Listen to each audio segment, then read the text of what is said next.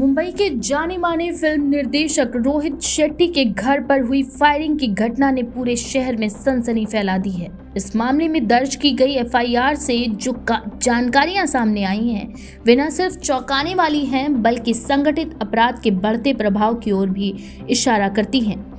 दरअसल पुलिस की शुरुआती जांच में आशंका जताई जा रही है कि इस हमले के पीछे कुख्यात गैंगस्टर लॉरेंस बिश्नोई का गिरोह शामिल हो सकता है और इसका उद्देश्य महज डर फैलाना नहीं, बल्कि रोहित शेट्टी की हत्या करना था।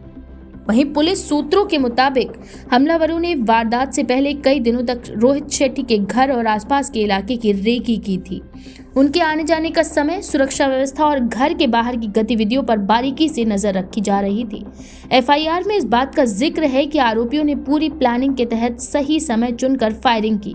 घटना देर रात हुई जब सड़क पर भीड़ कम थी, ताकि आसानी से फरार हुआ जा सके। प्रत्यक्षदर्शियों के मुताबिक अचानक गोलियों की आवाज से पूरा इलाका गूंज उठा। कुछ लोगों ने घर के बाहर बाइक पर सवार 2 युवकों को तेजी से भागते हुए देखा। फायरिंग के बाद मौके पर अफरा तफरी मच गई और लोग दहशत में अपने घरों से बाहर निकल आए। पुलिस तुरंत मौके पर पहुंची और पूरे इलाके को घेर लिया गया। हालांकि इस घटना में किसी के घायल होने की खबरें सामने नहीं आई हैं, लेकिन गोलियों के निशान घर की दीवार और गेट पर साफ देखे गए हैं। फॉरेंसिक टीम ने मौके से खाली कारतूस बरामद किए, जिन्हें जांच के लिए भेज दिया गया है।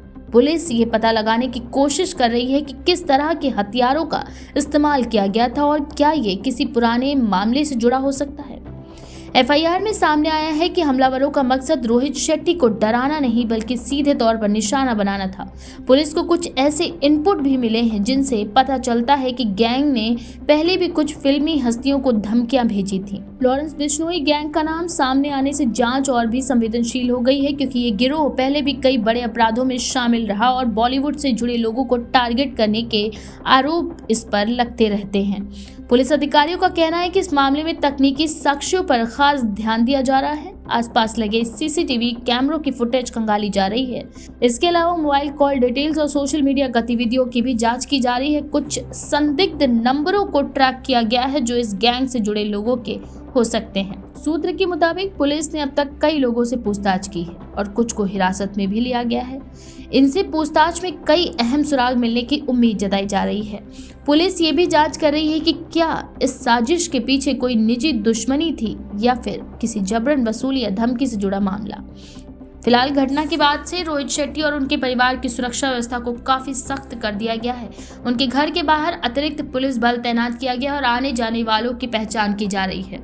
मुंबई पुलिस के वरिष्ठ अधिकारी खुद इस केस की निगरानी कर रहे हैं, ताकि किसी भी तरह की चूक ना हो सके। फिल्म इंडस्ट्री के कई बड़े नामों ने इस घटना पर चिंता जताई है। उनका कहना है कि पिछले कुछ समय से कलाकारों और फिल्म निर्माताओं को धमकियों के मामले बढ़ते जा रहे हैं, जो बेहद ही चिंताजनक है। उन्होंने सरकार और पुलिस प्रशासन से मांग की है कि इस तरह की घटनाओं पर सख्त कार्रवाई हो और इंडस्ट्री से जुड़े लोगों को बेहतर सुरक्षा मुहैया कराई जाए। इस फायरिंग की घटना ने एक बार फिर संगठित अपराध के नेटवर्क पर सवाल खड़े कर दिए हैं। मुंबई पुलिस पहले भी कई गैंग्स पर कार्रवाई कर चुकी है, लेकिन ऐसे मामलों में ये साफ होता है कि अपराधी गिरोह अब भी सक्रिय है और हाई प्रोफाइल लोगों को निशाना बनाने से नहीं हिचकिचा है। फिलहाल पुलिस हर एंगल से जांच कर रही है और ये पता लगाने की कोशिश की जा रही है कि आखिर रोहित शेट्टी को ही क्यों टारगेट किया गया और इस हमले के पीछे असली मास्टरमाइंड कौन है।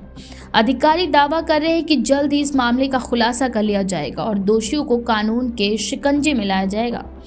इस घटना ने आम लोगों में भी डर का माहौल पैदा कर दिया है। जिस तरह से एक मशहूर फिल्म निर्देशक के घर पर खुलेआम फायरिंग की गई, उससे सुरक्षा व्यवस्था पर भी सवाल उठ रहे हैं।